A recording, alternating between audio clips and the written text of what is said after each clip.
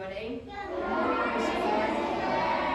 We are incredibly lucky to be joined today by Sophie BH's dad, Andreas. He works at UNICEF. Like, his actual job is working at UNICEF. That's kind of like my dream job, to be helping people and doing things. So he's come to talk to you a little bit about what he does at UNICEF and why what they do is so important. And there's going to be some time for you to ask questions. So if you think of a question during, keep it in your head and wait till the end to put your hand up. Does everyone understand? Yes. Fantastic. Welcome. Thank you for coming. Enjoy. We have some channels at the bottom here. I can. Oh, okay, great. Good morning, everyone. I'll start by taking off my mask, if that's okay, Yes, because that's my fine. glasses get very steamy when I talk and with a mask on. So yes, good morning. My name is Andreas Hasman.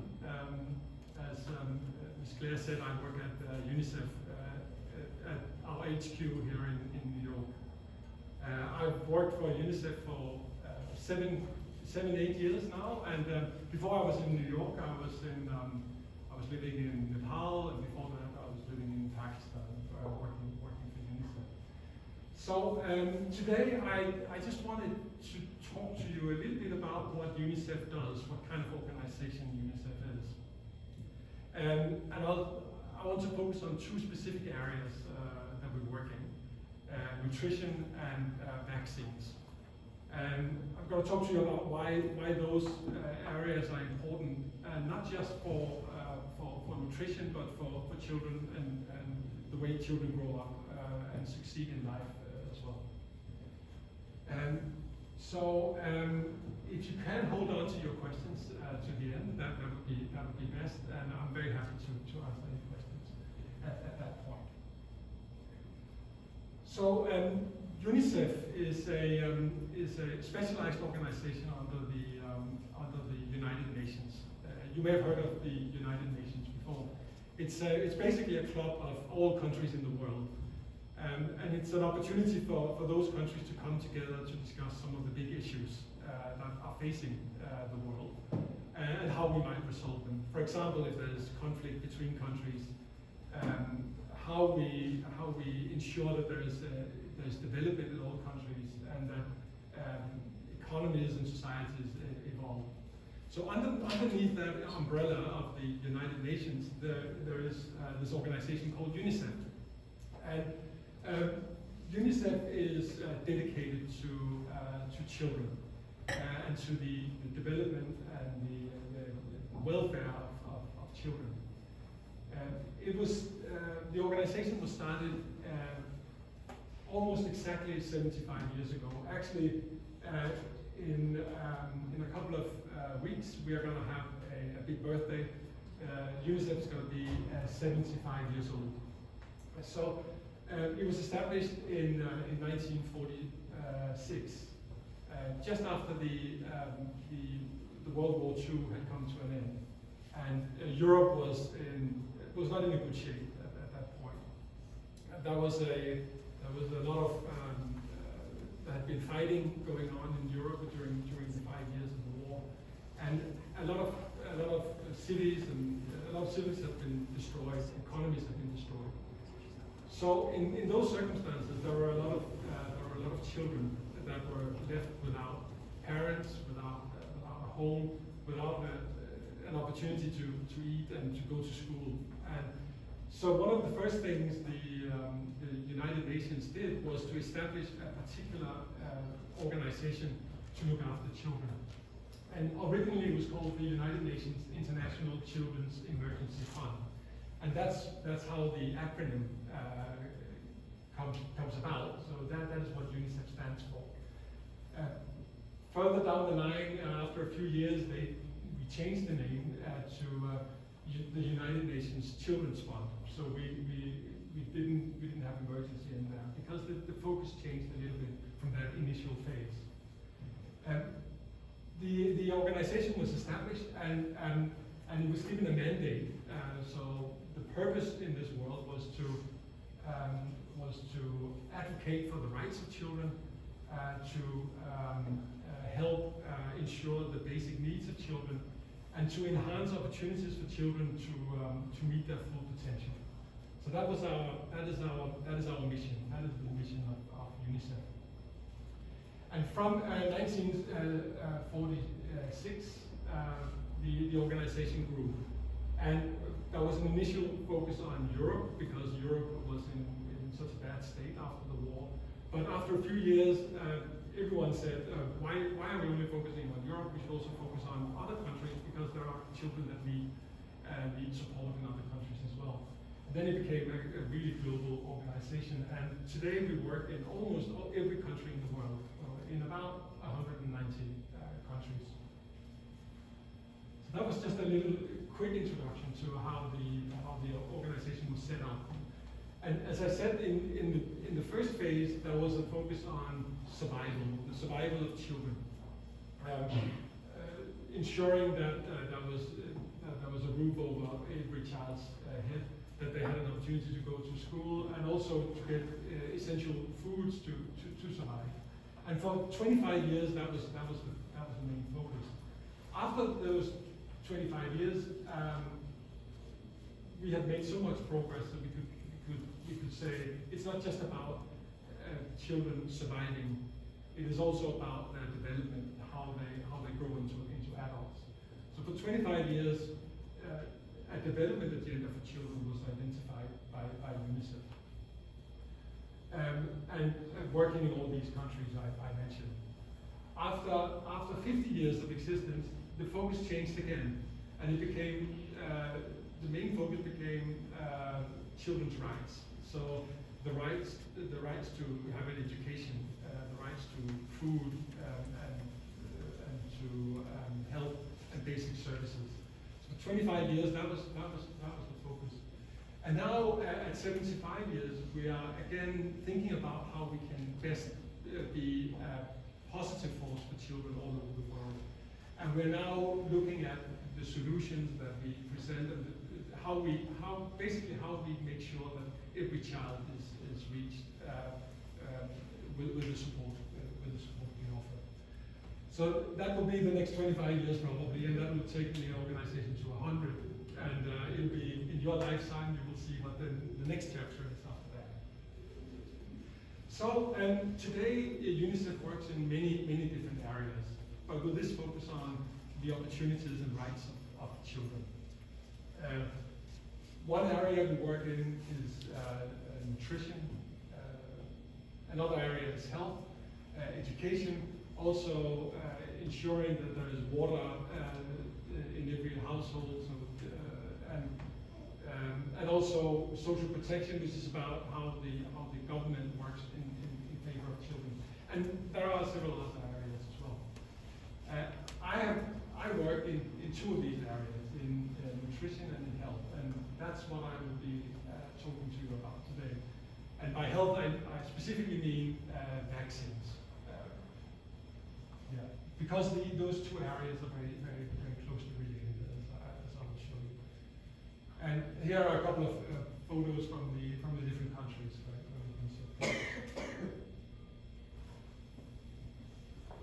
So nutrition has been, and by nutrition we mean everything we eat in our diets. It seems like a very basic thing, but it was actually at the very center of what UNICEF did when it was first set up. Because, as I said, the situation in Europe was very difficult, and there was not enough food. So that was a natural first focus for UNICEF. And this is actually our first logo, and you see it's a child drinking a glass of milk. So that really captured the whole beginning of the organization. And nutrition remains at the very core of what we do. Later on in the 1970s, when I was born, there was another focus, a new focus on vaccines, because there was a new technology that was being invented at that point in the 60s and 70s, and all of a sudden we had these vaccines that we could also use to help children. So why is it so important that we talk about nutrition, as I mentioned, it's basically, it covers everything that we eat. Our diet, how we get energy, and how we get building blocks to grow. So it's very basic, but it's also very important that every child has good nutrition. When we talk about poor nutrition, when children don't get what they need, we usually mean three things. Either the child is not getting enough to eat, so that's undernutrition, and that was the big problem at the beginning of UNICEF's life. But we can also mean what we call micronutrient deficiencies, and that is that you may have enough to eat, but what you eat doesn't have everything you need in terms of vitamins and minerals. So that's another type of what we call malnutrition or malnutrition. And then we are speaking more and more about the third kind of malnutrition, which is actually when you eat too much of things that are not good for you, and you become overweight. So it's very central to nutrition is that we don't just need to get enough food, we also need to get the right kind of food. So that's very central to what we do. Then you might ask, what happens if you don't get good nutrition? If there is a lack of good nutrition, what happens then? And it really comes back to the fact that what we eat is what we use to build our bodies and generate energy. So if you don't get enough nutrition, you might become too thin for your height, and that's one thing we look at when we see if a child is malnourished. You may also be too short for your age, so that's another sign that you're not getting enough food or the right kind of food. But apart from just growing in height and becoming not becoming thin, it also has an effect on your immune system. So if you don't get enough of the right food, your immune system might be weakened, and that means that you more often get sick. And when you get sick, the illness will be more serious. And it's also, I'll come to the vaccines in a moment and what they do. But actually, if you don't get enough food and the right kind of food, the vaccines are not as effective as they would have been otherwise. And then it's also a problem in a malnourished child. It's more difficult to concentrate and to learn, and that becomes a problem when you go to school. And if you're sick and because you have a weak immune system, you might not make it to school that often, and you might miss days. So over your life or your childhood, if that accumulates and you have fewer days at school, then you will not learn as much, of course, and then your future might not be as good as it could otherwise have been. And then also I mentioned overweight.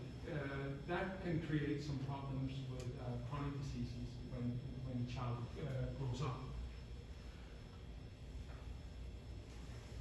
I also wanted to tell you a little bit about vaccines, because you probably you have a lot of experience with vaccines already, because you've received them. You've had vaccines yourself. And what vaccines are is basically a small amount of a virus that would have infected you if it had not been weakened in a laboratory or killed. So it might be dead virus. But what it does is that when you inject it, it trains the immune system to recognize that particular virus. So if you get another virus that is alive and very dangerous to you, your immune system will recognize that virus and will be able to fight it, and you won't even feel that you've been infected.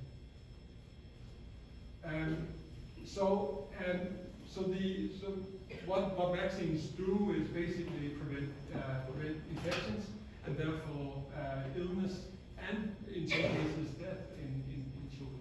That's why they're very important. And the vaccines we have now, they cover a lot of different diseases.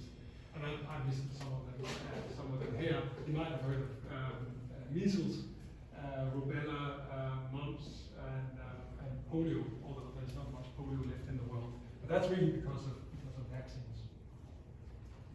So what is the effect on children if they miss vaccines and they're not fully vaccinated? As I mentioned, there's an increased risk of them getting sick and more seriously sick. And like with bad nutrition or poor nutrition, that may lead them to miss more days at school.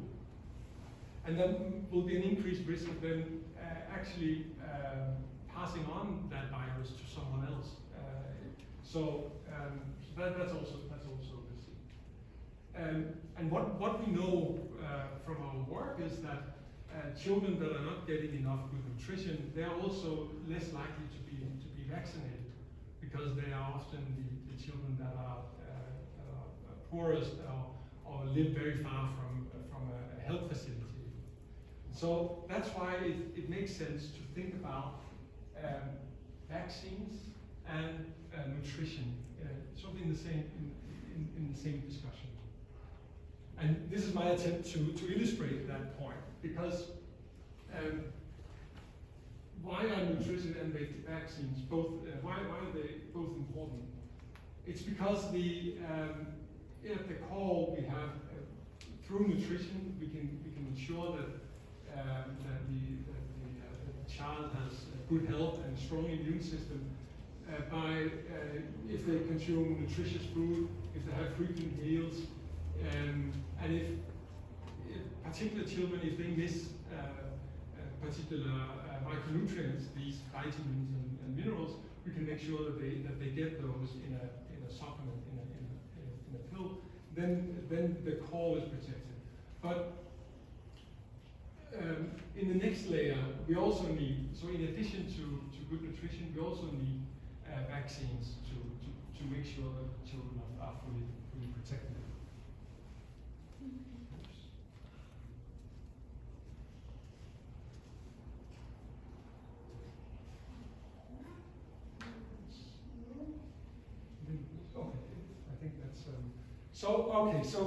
So we've been working on this for a long time, and there's been a lot of progress since UNICEF started, and many governments have really focused on these areas.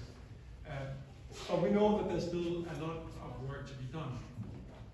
So we know that at least 1 in 3 children is not growing well because of malnutrition. They're not getting the food they need. 1 in 2 children suffer from these micronutrient deficiencies. They are not getting those minerals and vitamins that they need. And at least 2 in 3, they don't have all the food groups in their diets that they need to grow healthily. So there's still a lot of work to be done. And also, I don't know why it keeps doing that. Okay.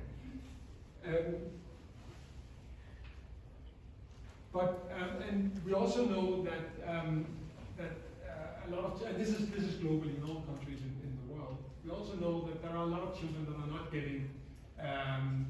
getting meals very frequently, or not frequently enough for their age.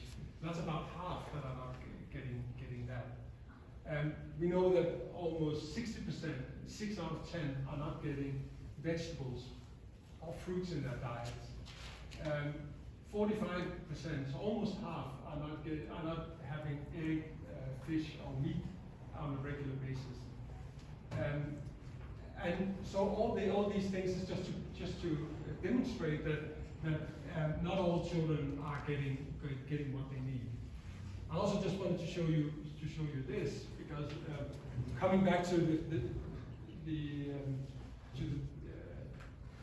the argument that it's not just about how much you eat, it's also about eating the right things.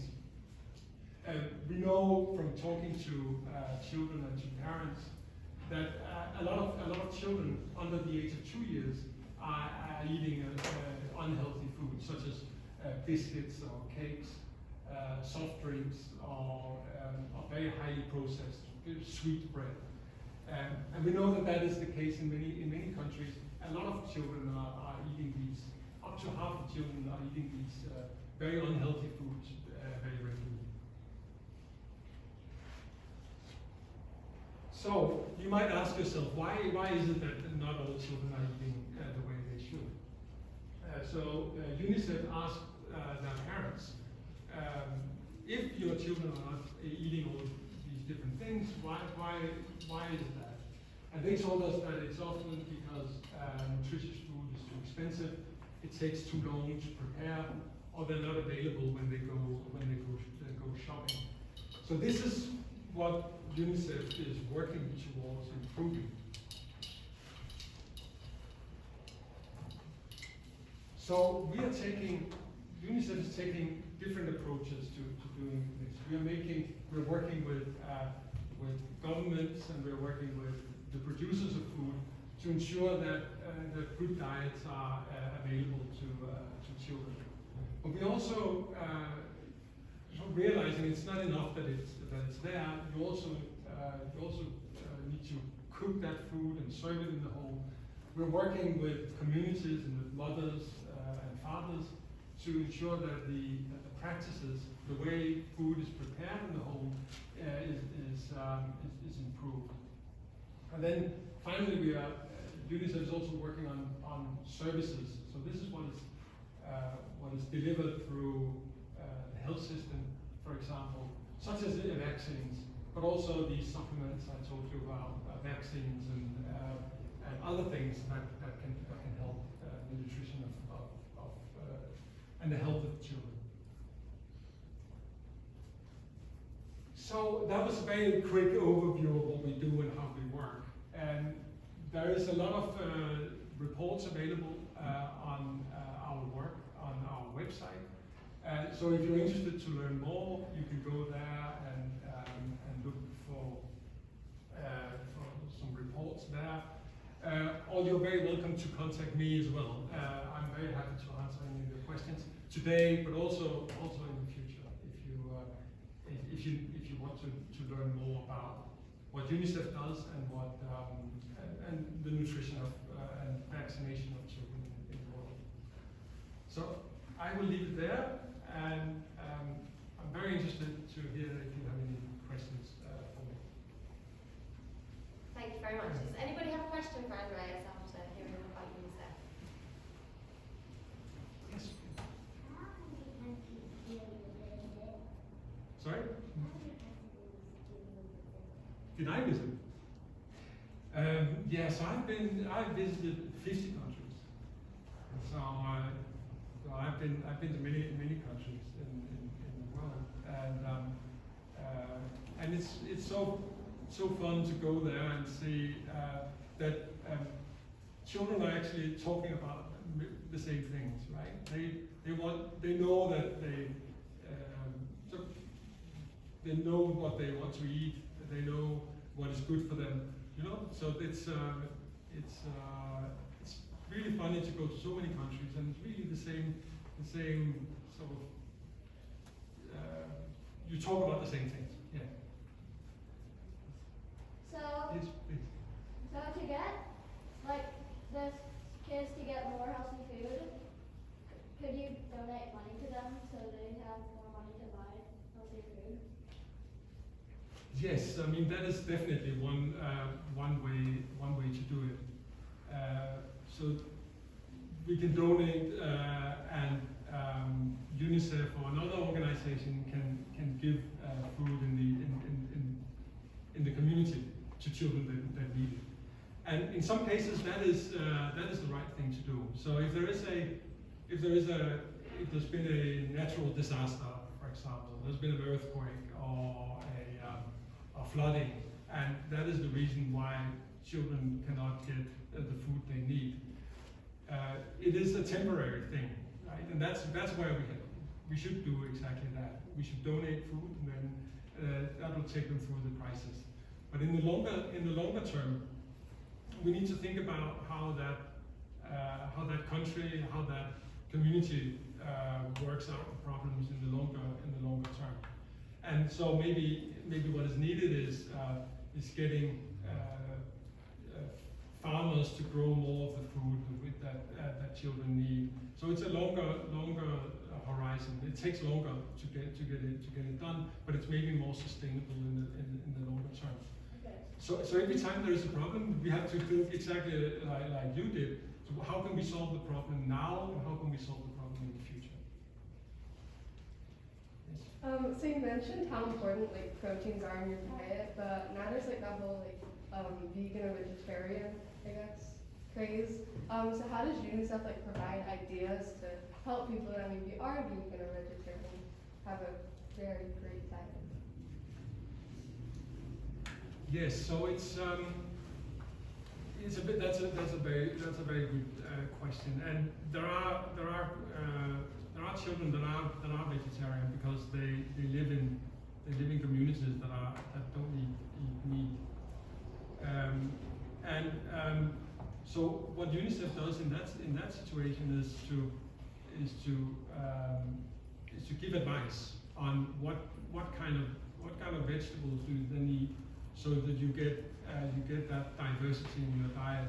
So it doesn't matter that you don't eat meat, that you get the proteins and so forth from other sources. And of course, people don't know that. They don't know, or children don't know from. They don't necessarily know what is the right food to eat, and that's why advice and help can ensure that they get all their needs covered. Yes, please. You talked about what UNICEF does as like a whole organization. You also said that like you work in like health, vaccines, nutrition and stuff. But what do you contribute personally? I guess like do you like go to different countries and educate, or do you like work with data and stuff? Yeah, that's a really good question. So the way UNICEF and other UN organizations work, it's in support of the countries. Right? So they help the countries. So we don't unless there is this kind of crisis I talked about before, we don't go in and do everything ourselves. Yes, I'll get to your question in a moment. So we have to work with the government in that country. And what we can contribute is sometimes money, because there's not enough money to do what is required.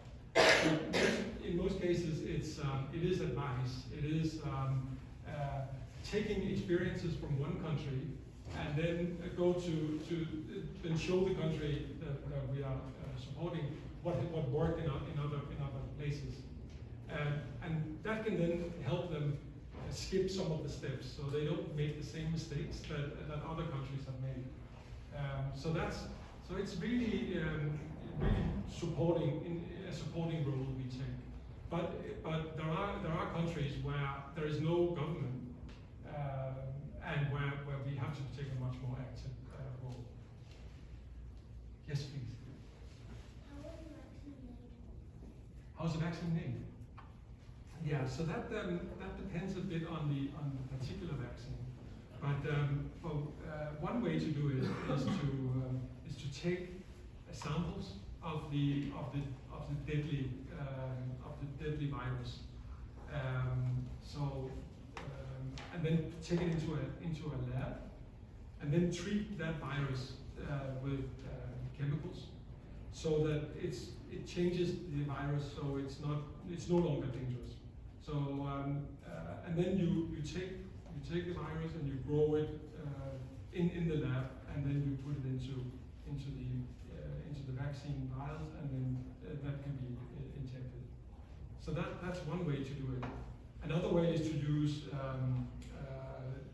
to manipulate the genes in the virus. It's more complicated, But that's a yeah. Maybe we shouldn't go into those details here. But yeah, there's different ways of doing it.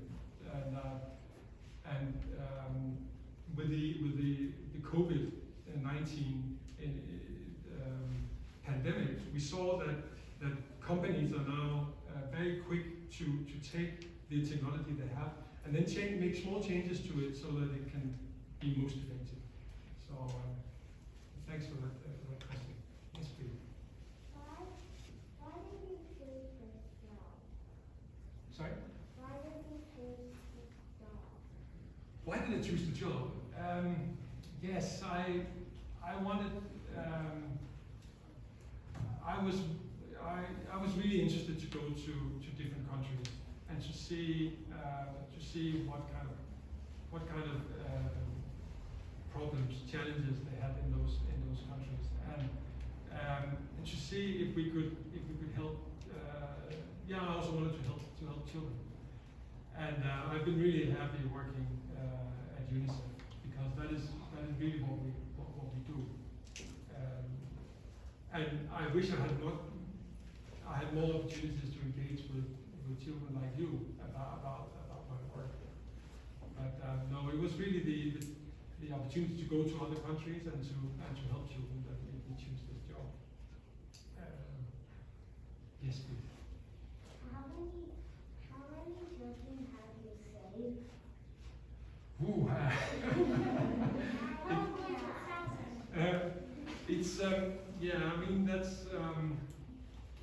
it's difficult because we don't meet all the children, right? And it is so many children that are affected by this. But I mean it's hundreds of thousands of children. So of course I have not saved them all myself, and I work as part of a big team, and we are a lot of people. Yes,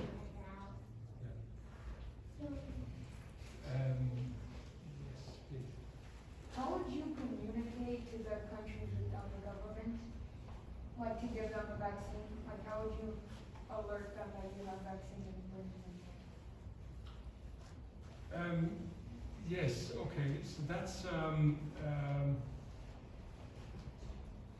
so the way we communicate about that is to assess, we look at the situation in the country. We look at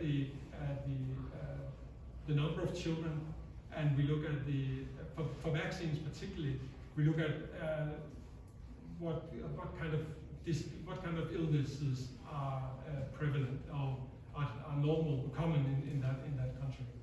And then we take that number and we go back to the government and we say, if you give this vaccine to all children, you will have saved this many lives. So that's what we call advocacy.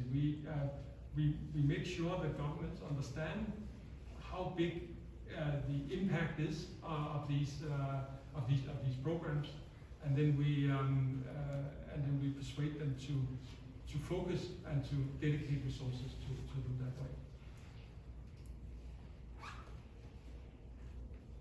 Yes, you want to go? What if the country didn't have a government?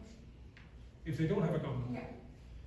Yeah, then it becomes really very difficult, and it means we have to work with other partners. So there are other United Nations organizations that are also working in those countries. So we make sure that we pool our that we work together, and also there will be partners for us within that country. So there might be small groups that are active in villages, for example, and then we work with them as well. But in those situations, we have to spend a lot of resources flying things, vaccines, for example, or food, or into that country, and we have to employ a lot of people to go and make sure that those things are delivered to the children. Yeah. Okay. So have you like had an experience in seeing a person with malnutrition or poor vaccination? And what did you learn from that? Yes, I have seen that many times, and so at one point I was working on the border of Burma, Myanmar, and Bangladesh, and in those at that time a lot of Rohingya.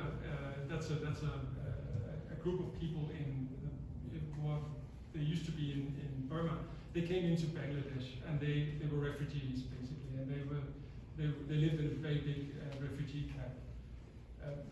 When I went there, they had just arrived. Almost 1 million people had come across the border, and in Myanmar they had not received their vaccination. The children had not received any of their vaccinations, and so that experience.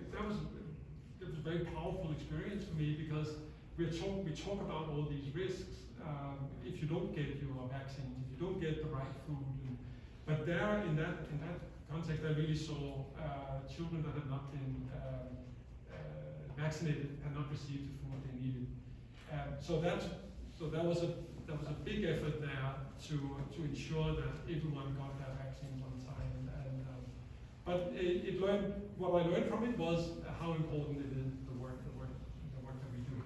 Yep. Oh. What about the kids who will miss the ball? Should the ball be inside or outside? Say that again? So, when the kids miss the ball, Oh, yes.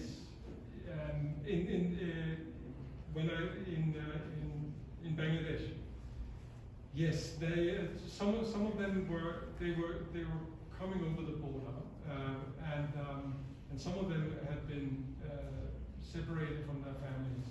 So the first thing the UN and UNICEF did in that situation was to find their parents. So their mothers, so they could be reunited, and many children were reunited there. But of course, when something happens, it goes very fast, and something like that can happen. But we managed to bring the children together with their parents, and that is the first thing you should do in that situation. You're right to be concerned about that. Love your mask. when did you start working with UNICEF? So I started, why or when? When? I started working in the UN. I worked for another UN organization first, but and that was 10 years ago exactly. And I worked with UNICEF for 7 years. So that was 2014. I started. Thank you so much. What do we say?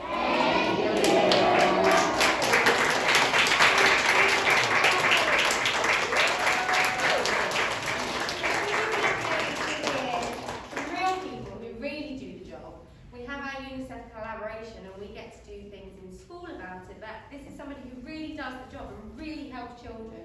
And we're really lucky to have you come and speak to us. And I know that you are also willing, if there's any other questions coming up from this, or when you're doing your work, that we have a resource here that we can use to find out more about UNICEF. I think you've all stuck really well, haven't they? Absolutely, and thank you for all your questions. Really great questions. Yeah, really good questions. I was impressed. So thank you so much again for coming in and talking to us and sharing your knowledge, and maybe we can have another talk again in the future if and when we have some ideas and more questions. So thank you so much everybody for sitting so well.